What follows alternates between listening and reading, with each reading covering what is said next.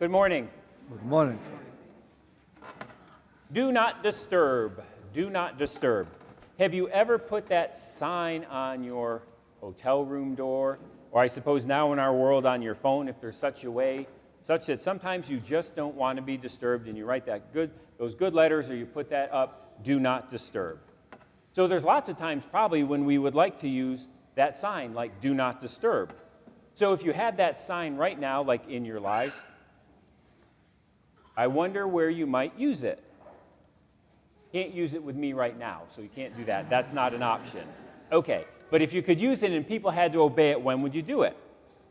Maybe it was sometimes if you had to do an unpleasant chore, or have to have a difficult conversation with someone about whom you care and you don't really want to have it, or someone wants to talk to you about something that happened, or maybe even an upcoming visit you have with one of your healthcare providers, and you would really rather not be disturbed by having to go to the appointment and hear what this person has to say. Do not disturb. So would you agree that it sends a pretty clear message to the one to whom we're saying do not disturb? Well, this morning in our beautiful gospel lessons, there were two demon-possessed men, the demoniacs as they're sometimes known. And if I can say, they figuratively placed this sign, the do not disturb sign, on their lives. Because when they saw Jesus, we heard in the gospel, they cried out, "What have you to do with us, Son of God? Have you come to torment us before our time?" Like, what are you doing with us? Are you coming here to torment? So in other words, do not disturb us. So they were standing in the presence of God, yet they cried out, essentially, leave us alone. Do not disturb us. They would have rather perished than have to face the love and the power of Christ. So it's almost like they drew a circle around themselves, and rather than facing Christ and Christ's love, they just wanted Christ to go away and to not be disturbed. Well, I wonder, like these two people we heard about in the gospel today, if sometimes we resist the presence of Jesus. Why, I wonder? Perhaps sometimes we can resist Christ because he is a tormentor, can I say, who stirs up our souls. Well, think about going back in the scriptures, even to the beginning, near the beginning of the New Testament. So for King Herod, remember, at Jesus' birth, King Herod, he was afraid that Jesus would torment him. In other words, that Jesus would interfere with King Herod's life and power and kingdom. So Herod, as we know, set out to destroy Jesus. So in other words, what have you to do with us, Jesus? Do not disturb us. Kind of in another way, with these acronyms we have in our world, MYOB, mind your own business, leave us alone. So sometimes we say, like, Jesus, just go back in the Bible or go back into the church and leave us alone, because I have other things to think about. So, but it's interesting, if you're like me, perhaps you've been feeling at times disturbed by the Lord.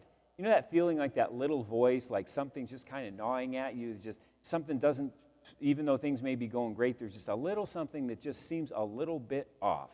It could be lots of things, but I wonder sometimes if that is not the Lord knocking at the door of our heart or trying to get our attention. But sometimes we resist.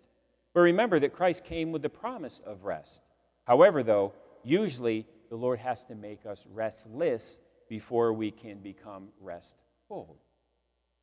So let me give you a couple things. Okay, so then how? How does the Lord perhaps disturb us? Because we're talking about do not disturb. Okay, but how does the Lord disturb us? To me, the one way is that the Lord disturbs us by what he is. We can compare ourselves to our neighbors, and usually we can, maybe sometimes, depending on who our neighbor is, we can feel good. But when we compare ourselves to Christ, we realize that we have fallen far short of what God created us to be. Because remember, the Lord said, be perfect as your Father in heaven is perfect. Okay, so one of the ways the Lord disturbs us is by understanding who the Lord is. Another one, I believe the Lord disturbs us by showing us what we may become. Because when we stand in the presence of the Lord, we realize we are not like him. However, when we see the saints and we read the beautiful stories of the saints in our world, we realize that we have fallen short of what God created us to be. So in other words, but by God's grace, we can become godlike if that's the struggle that we accept. So in other words, how the Lord disturbs us by showing us who he is and also showing us what we may become. So, to me, there's another way to which none of us can escape, and that is the way the Lord disturbs us by the call of human need. Human need. We don't have to go far in our world at all to find those who are sick and suffering, those who are alone and have no one.